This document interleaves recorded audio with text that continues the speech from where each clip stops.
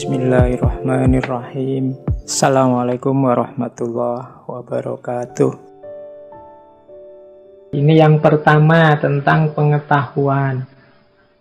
Saya tahu hari ini problem kita untuk pengetahuan bukan kita ini tidak tahu atau kurang pengetahuan. Tapi kita ini hari ini diserbu oleh gelombang pengetahuan yang tidak ada habis-habisnya. Tiap hari kita berhadapan dengan medsos, dengan laptop, dengan HP, bahkan forum-forum kajian semacam ini sepanjang pandemi ini saya kira sudah jumlahnya ribuan. Gelombang pengetahuan yang luar biasa menyerbu kita. Maka menurut saya penting hari ini kita introspeksi dengan, ini saya bawa kategori-kategorinya Imam Ghazali dari Ihya. Jadi mari kita filter pengetahuan, mari kita filter wawasan keilmuan yang menghampiri kita. Imam Ghazali punya kategori ilmu itu ada kalanya mahmudah, ada kalanya mazmumah. Jadi pengetahuan atau ilmu itu punya kategori mahmudah, punya kategori mazmumah. Mahmudah itu berarti terpuji, mazmumah itu tercela. Terpuji atau tercela itu bisa karena isinya, bisa karena prosesnya, bisa karena hasil atau efeknya. Jadi kalau Imam Ghazali menjelaskan yang isinya mazmumah itu jenis-jenis ilmu yang merusak. Imam Ghazali mencontohkan ilmu sejenis ilmu sihir, ilmu santet, dan yang seperti itu. Mungkin hari ini termasuk ilmu-ilmu yang mungkin untuk menipu orang, membuat hoax, membuat berita palsu, dan lain-lain. Itu perlu kita beri kategori ilmu yang mazmumah. Kita tidak perlu ngerti yang seperti itu. Kita kejar saja yang mahmudah. Ada juga sebenarnya ilmunya mahmudah, tapi proses kita mencari atau proses kita menyampaikannya tercela. Mungkin mencari ilmunya dengan cara, kalau di kampus itu model plagiat, atau mencari ilmunya dengan cara beli buku bacaan misalnya. Itu bahasa saya itu mazmumah dari sisi prosesnya. Hati-hati, nanti jangan sampai ilmunya tidak barokah dari situ. Atau dari sisi hasil atau efeknya.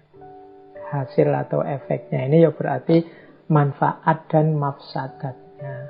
Ilmunya benar, prosesnya benar, tapi ternyata kurang manfaat. Isinya malah merusak. Mungkin penggunaannya tidak tepat. Nah, di situ ada kategori-kategori. Ini saya bahasa Indonesiakan dari Ihya itu. Ada ilmu itu yang diyakini saja, ada yang harus dipahami, ada yang perlu dijalani, atau ilmu untuk dihindari. Yang harus kita jalani apa, yang harus kita hindari apa. Ini juga butuh pertimbangan-pertimbangan keilmuan. Ada juga kategori lain, Imam Ghazali menyebutnya fardu ain atau fardu kifayah. Itu bahasa saya keharusan dan keutamaan.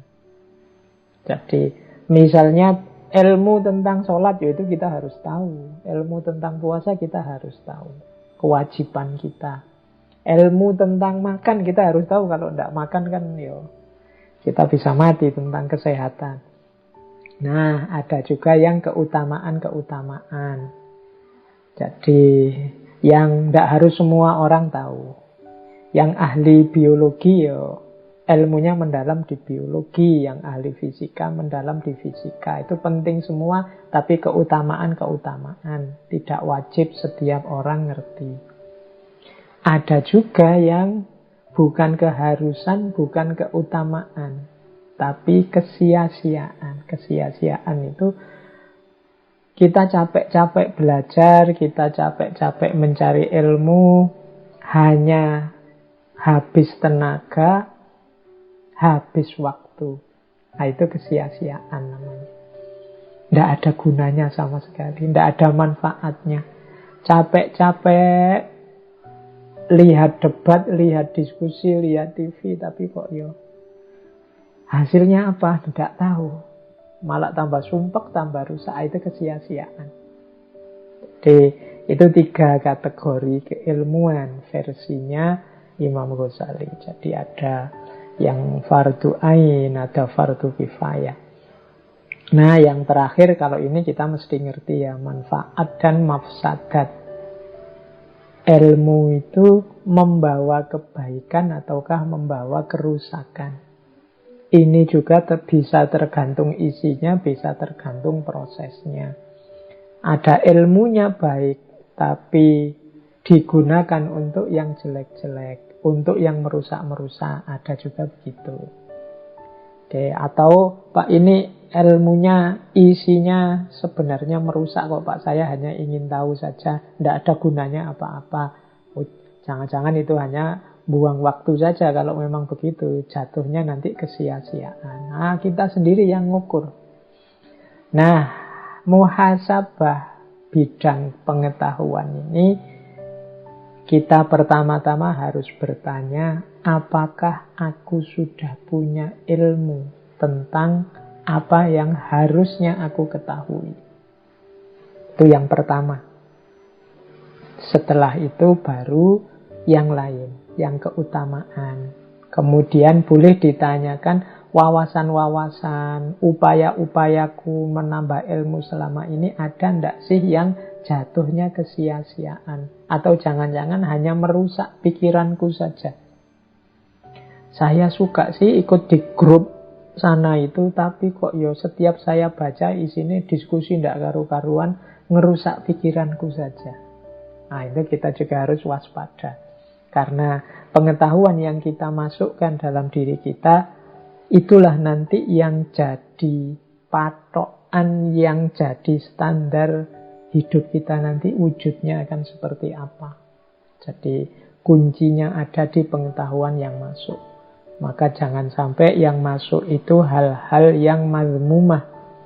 Alhamdulillah kalau mahmudah.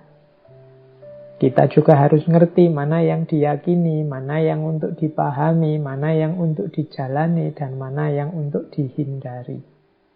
Yang dihindari pun kita harus tahu, karena jangan sampai harusnya kita hindari, tapi malah kita jalani. Harusnya kita jalani, kita hindari. Ada yang cukup diyakini, tapi ada yang perlu dipahami. Dipahami berarti difikirkan secara mendalam. Ada ilmu khususnya. Tapi ada juga bagian pengetahuan yang cukup diketahui saja. Nah, jadi ayo level muhasabah untuk pengetahuan, kita tengok isi pikiran kita selama ini. Kalau ada yang hanya sia-sia, tidak ada gunanya, apalagi yang mafsadat, atau ada yang mazmumah, mari secara sengaja kita sisihkan dari isi kepala kita. Atau kita menghindar dari situasi yang menyebabkan kita menyerap informasi yang mazmumah, atau pengetahuan yang mafsadat, atau aktivitas ilmu yang sia-sia. Hanya habis biaya, habis tenaga, habis kuota, tapi tidak ada manfaatnya. Jadi ini level muhasabah yang pertama. Tadi kan bekalnya menuju Allah itu yang pertama ilmu atau pengetahuan. Maka ayo kita muhasabai aspek pengetahuan kita sudah benar apa enggak. Kalau pengetahuannya sudah keliru, sudah mazmumah, apalagi mafsadat, kemungkinan nanti pengetahuan ini justru akan membawa kita semakin jauh dari Allah. Kita tidak jadi ilaihi roji'un. Ini yang pertama, step pertama, pengetahuan. Kita lanjutkan ke step kedua, kesadaran. Nah, kalau kesadaran ini hubungannya dengan kemauan kita untuk menjalani apa yang kita ambil dari pengetahuan. Nah, kesadaran itu saya bagi 3. Jadi kalau pengetahuan itu bahannya, kesadaran ini wadahnya. Ada isi, ada bentuk, ada manifestasi. Silahkan dilihat gambarnya itu. Jadi mari membangun kesadaran. Ayo kita tengok diri kita. Kesadaran kita itu isinya seperti apa, bentuknya apa, manifestasinya bagaimana. Kita bahas pertama ya, isi. Ini saya membedakan isinya kesadaran itu bisa 3. Yang pertama basyariyah, yang kedua insaniyah, yang ketiga ilahiyah. Kalau ada yang tanya, Pak, kadang-kadang kan ada Pak orang jahatnya luar biasa. Itu apa tidak masuk juga di situ kesadaran hayawaniyah misalnya? Enggak. Kalau ada hayawaniyah itu dalam bahasa saya sebenarnya dia belum sadar. Kalau ini sudah sadar. Cuma ada kategori-kategorinya. Jadi yang pertama isi, ya, saya jelaskan satu-satu.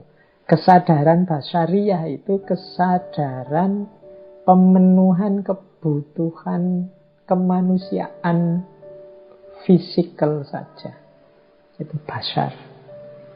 Jadi kebutuhan makan, kebutuhan minum, kebutuhan berhubungan dengan orang lain, kebutuhan untuk menikah, kebutuhan yang fitri-fitri, fitroh-fitroh kemanusiaan itu kebutuhan basyariyah.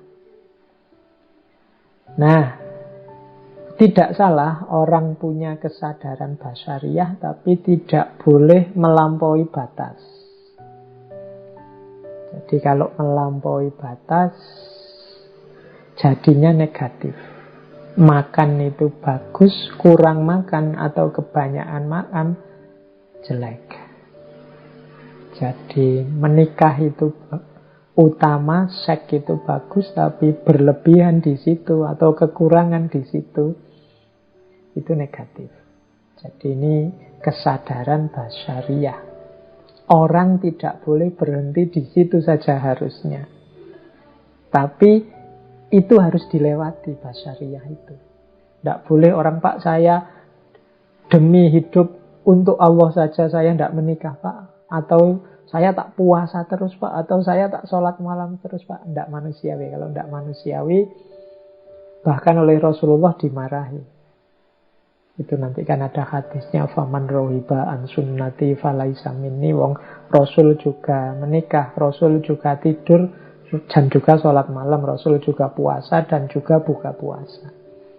Jadi ini kesadaran basyariyah, dipenuhi secukupnya dan jangan berhenti di situ.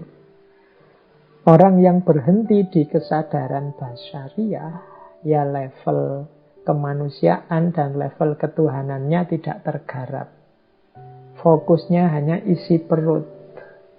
Ingin sukses dan berhasil di level kategori-kategori pemenuhan kebutuhan. Biasanya terus berlebihan di situ. Itu level kesadaran basyariyah.